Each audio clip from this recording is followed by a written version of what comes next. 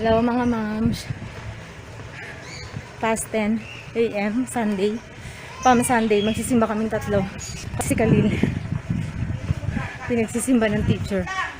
Sila ang may Ano ba? Compulsory, mandatory na magsimba sila sa Don Bosco. So nakasabay na rin kami. Mag-hi ka. Ay. Ayan. Katatapos lang din ang work ko. Yung mister ko, pati lahat ang buhok. Ayaw magkulay. Naumay na sa kulay. Magpapakulay yan pagka nagpabinyag na si Empress sa Mayo. Ay, sa birthday pala niya. Yung mister ko sa April 28. Ang init, ma'am, siya. Sobrang init. Ang tindi ng init. Ayan. Wala naman masyadong tao sa daan kasi nga mainit. Uso na ang halo-halo. Uso na. Kasi nga mainit. Kaya gumawa na rin ng ice candy yung mister ko. Nagpapagawa si Princess. Sinipon naman, hindi tuloy makakain. Pero nung pumunta si Mika, kumuha siya 10. Naghakot. Sige, moms, kita na lang tayo sa simbahan. Almighty God, we pray you, bless those branches and make them holy. Today we joyfully acclaim Jesus, our Messiah and King. May we reach one day the happiness of the new and everlasting Jerusalem by faithfully following Him, who lives and reigns forever and ever.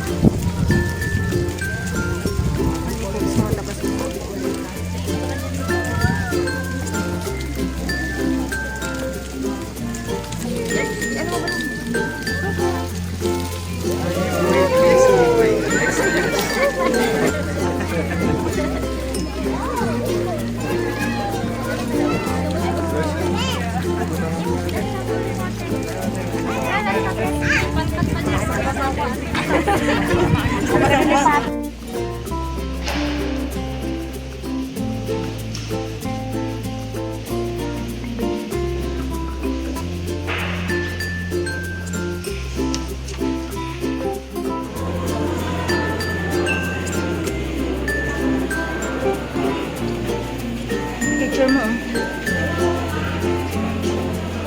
Saan tayo daw? Ano daw yung...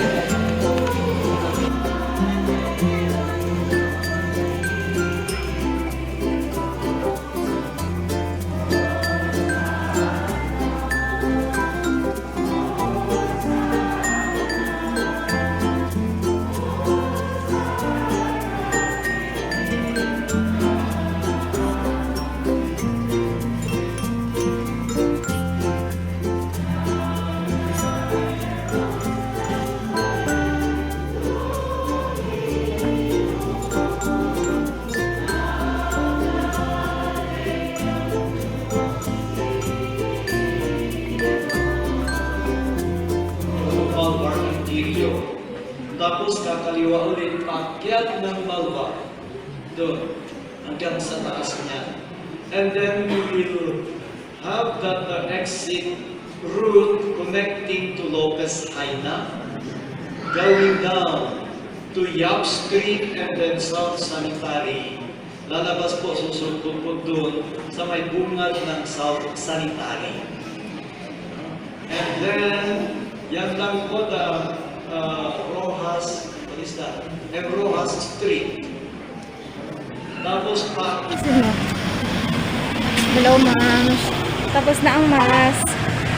Ang haba ng mass. Kasi mayroon silang narration pang nangyari. So, ayan, pauwi na kami. 12, past 12 na. Ang init, ma'am. Sobrang tirik ng araw. Ayan na, sobrang init. Grabe.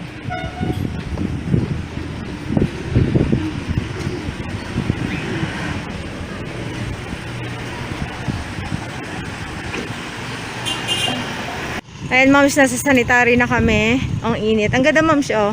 Bougainvillea. Nice one. Ang ganda. Pag ganito pa lang summer, namumutik-tik ito. Anahan? Ganda ng ano. Napauwi na kami. Napakainit, mga moms. Sobra. Sobrang init. Kung makasobra Ayun, moms, siya may mga bahay-bahay sa bundok. Ah, yan ang bundok, pero puro bahay. Bundok ng bahay. Ay, ano ba? Bundok na bahay. Oh, ayan. Ay, Diyos ko Lord, ang init talaga sa Baguio. Pag dumami pa turista dito, lalong iinit, ano? yung pagbaba ko dito. Sa mga hindi pa po nakapag-subscribe sa aming channel, please